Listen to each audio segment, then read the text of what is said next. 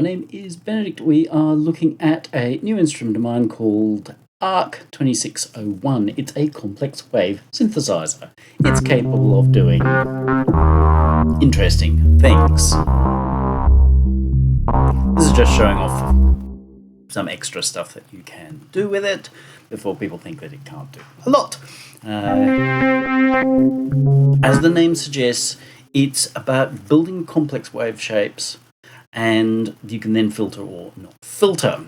So we will turn off some features that are running, like as you see some knobs are jumping around. We'll just stop that from happening. That's just showing you straight up front that it will respond to modulation through any reasonable DAW. Obviously things like Reason, Bitwig, and I think Cubase now actually has modulators and what have you as well. Good on ya.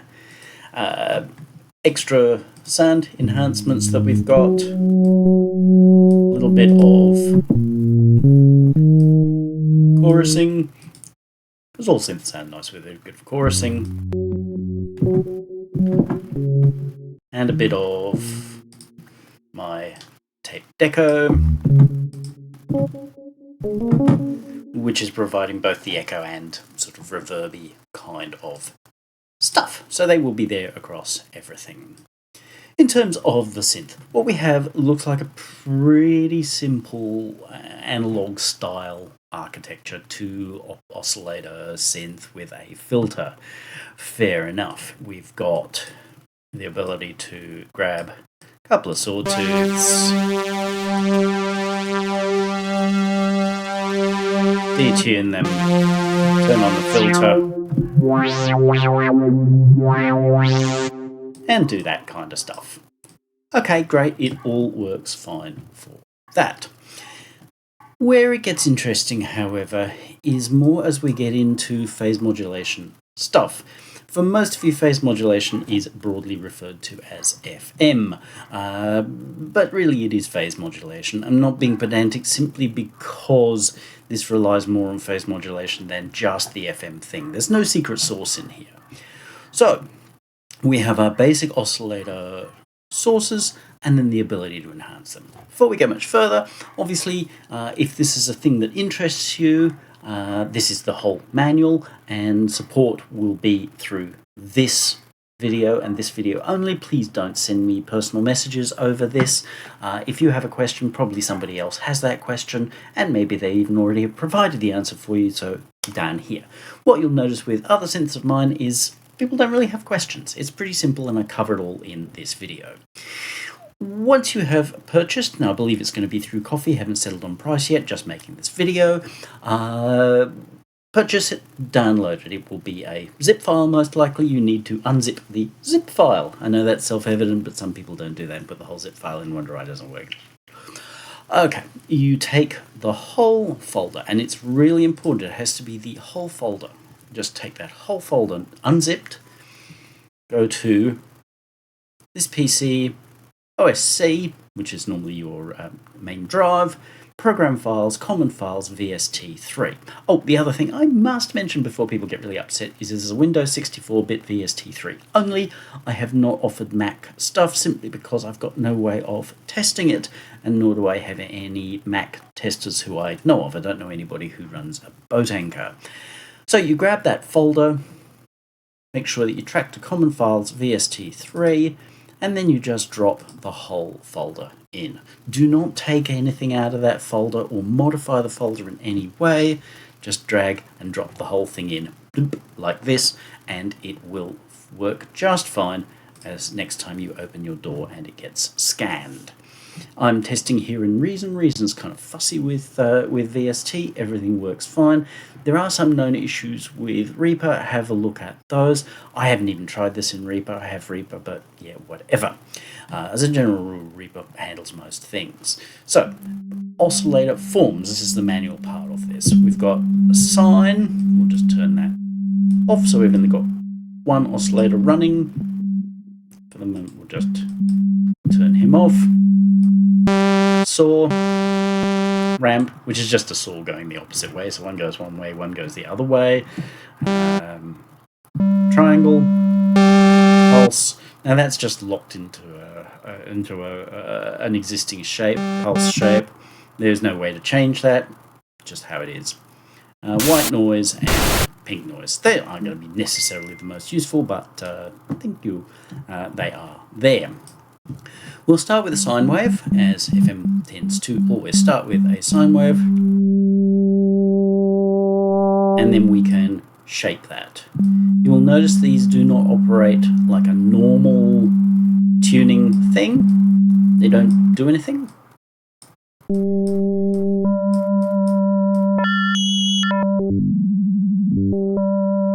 They're an offset for a second invisible oscillator. So we've actually got 4 oscillators running in here, 2 here and 2 here, so hence line A and line B. So we can phase mod, and then we can offset that little slaved pair to each other.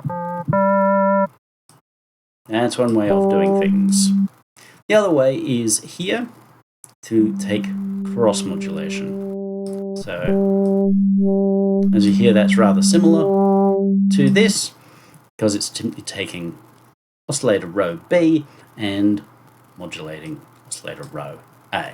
So that allows us to keep that out of the game, but to be using it. If this has some shaping,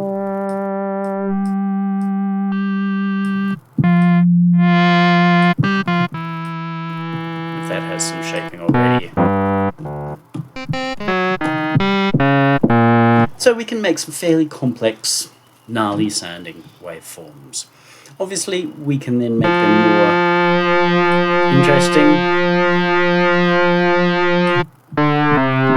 with a little fine offset in our tuning. So that's how we do the primary shaping of our oscillator forms, which we can then choose to filter, which we'll talk about in a moment. There's then the ability to mix our forms. So A or B. We can then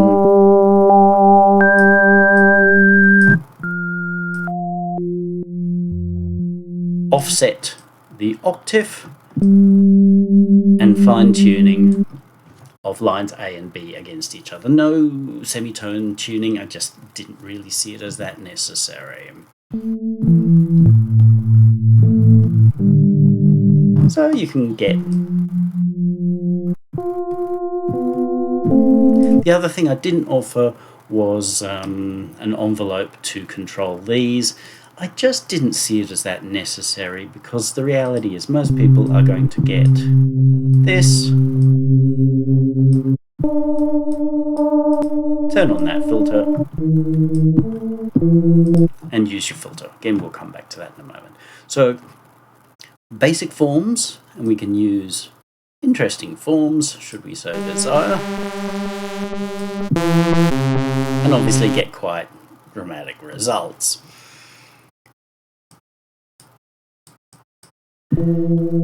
We can set what we hear, but remember, you don't have to hear line B, especially if using it to create a more complex line A. Sometimes hearing line B will be more of a liability, but the option is there. So in case of using only line A, then we've actually got a 4-operator FMF kind of a synthesizer. We have an LFO, which is just set to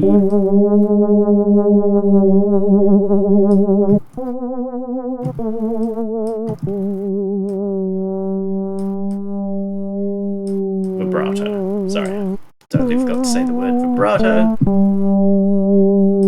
Again, as you saw, if you want to introduce more complex or interesting kinds of things,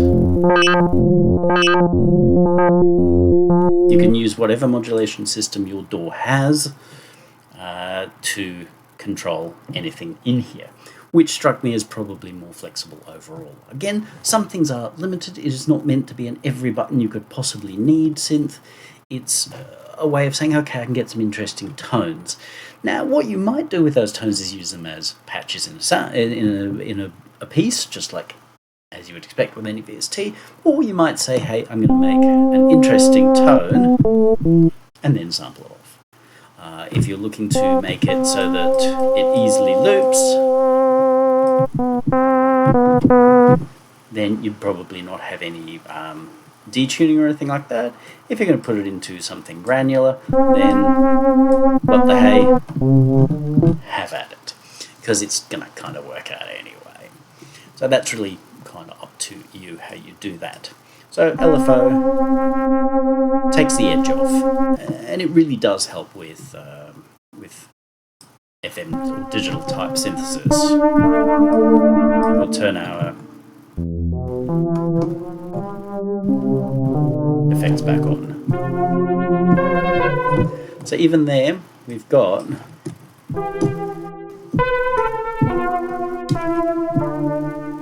fairly nice sort of gnarly electric piano type situation. Now filter. The button is blue when the filter is not on, so it's going straight to output, and red when it's on. You notice that there are some red knobs. They kind of really point you to the main areas of the instrument. Looks cool. So filter, that's our cutoff, that's our resonance.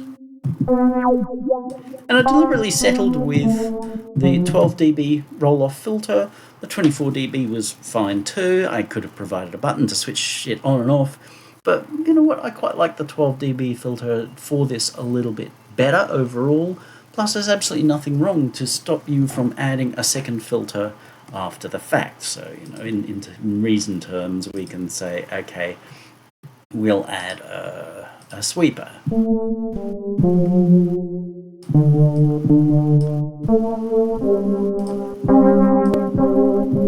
So if you don't love the onboard filter,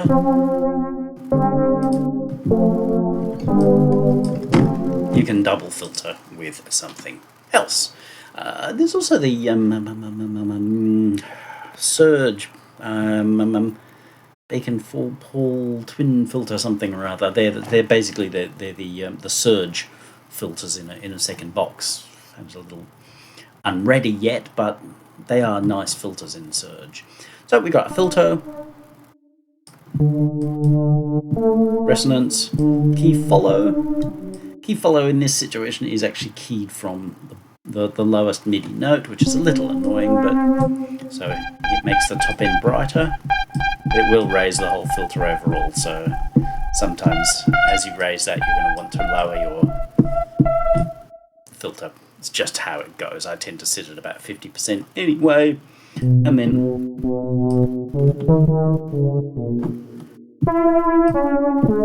envelope. Let's put one of these too.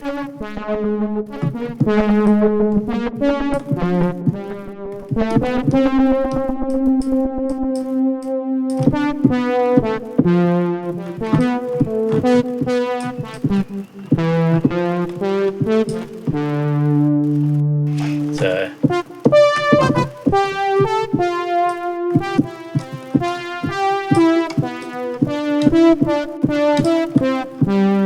yeah, we've got all the advantages of a sawtooth wave, but we've got some extra happening in there as well.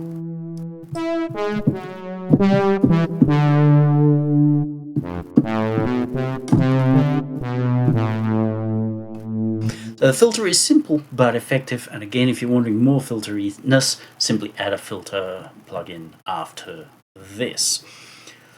Then we get to envelopes. We've got simply a pair of them, again very simple. We've got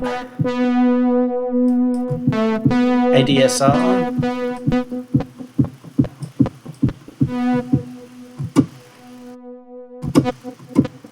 they have their own shape and form, just is what it is.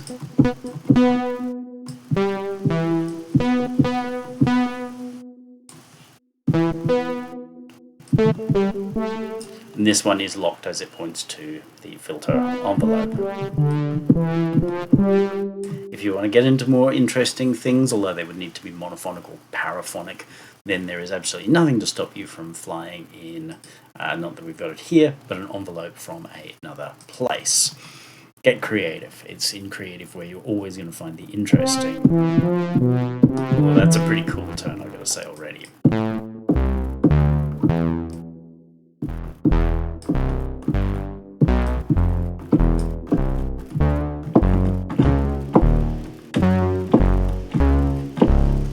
Pretty cool kind of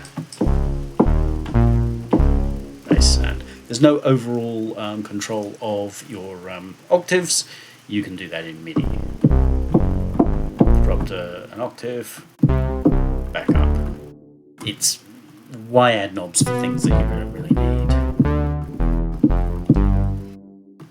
Then obviously just our main level add. Can be a tiny bit loud, but hey, it's better to have that than not have that. That's the synth in itself. The only other things that we have is here. You can open up this very lovely dialogue, which gives you up to 128 voices. I haven't tried it with 128 voices, might become slightly problematic, but you can set how many voices you want. With one, it just becomes very basic monophonic, nothing interesting at all. Mostly 8 is going to be just fine. If you are using bigger pad type stuff, you might move out to 16 for pads. Entirely up to you. This little fella here is oversampling. Off means that it's running at whatever sample rate your DAW is running at. 2 times means that it's running at twice the sample rate. 16 times means it's running at 16 times the sample rate. And it can get a little heavy, obviously, as we get up to 32. It's not super happy with that. But the reality is, between off and 2 is generally going to be plenty. Lots of times we don't suffer too much from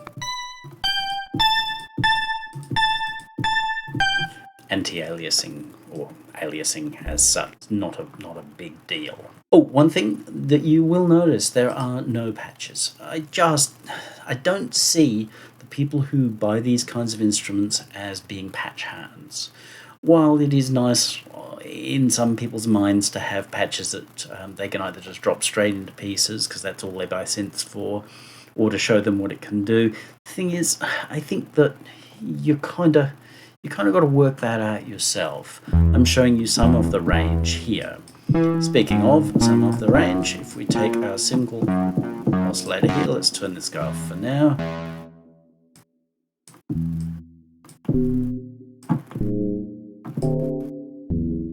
We here now got a kind of a bell situation going.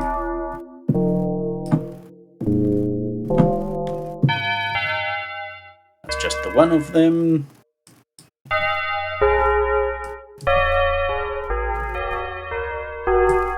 Pair of them. It's nice to add something that's a little less out of tune, so a little bit more tonal.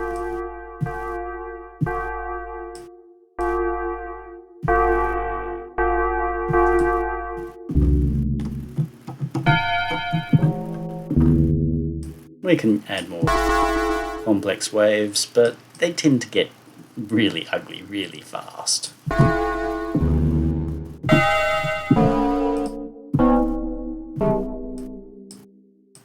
There we can.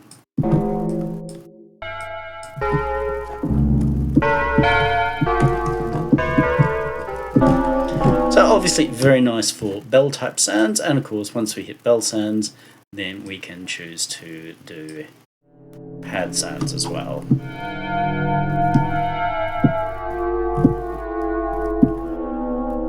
Yay. Turn off that again.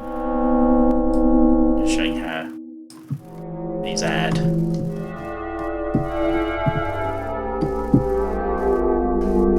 Really nice, thick sound there.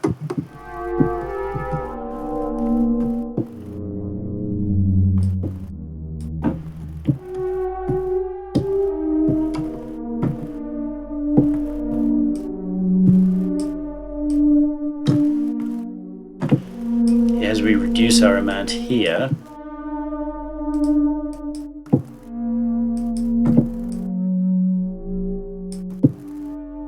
fair amount of detuning there.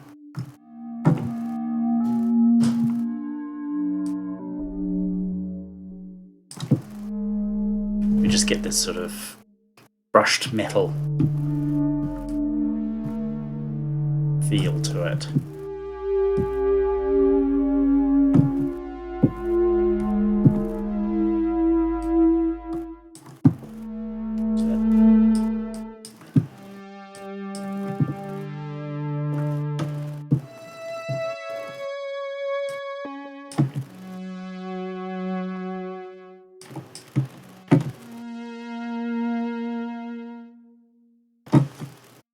Just turn that up.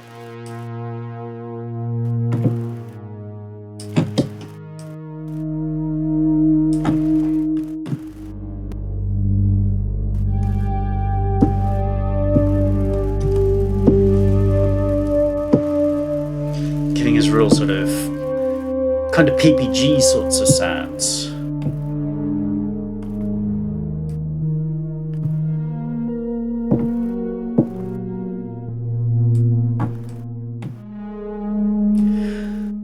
So really nice for pads, cool for bell sounds, excellent obviously for electric piano type sounds.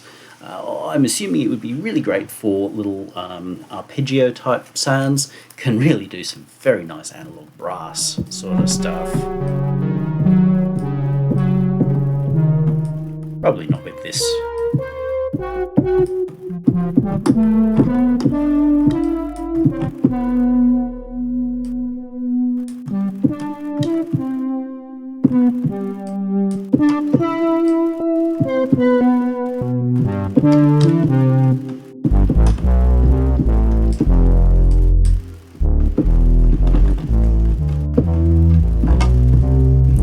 Great, thick, rich, bassy sounds.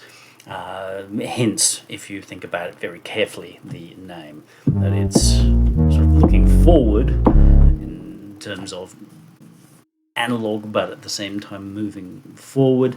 But it's very much looking back at a classic renowned for its tones and timbres and ability to create interesting sounds.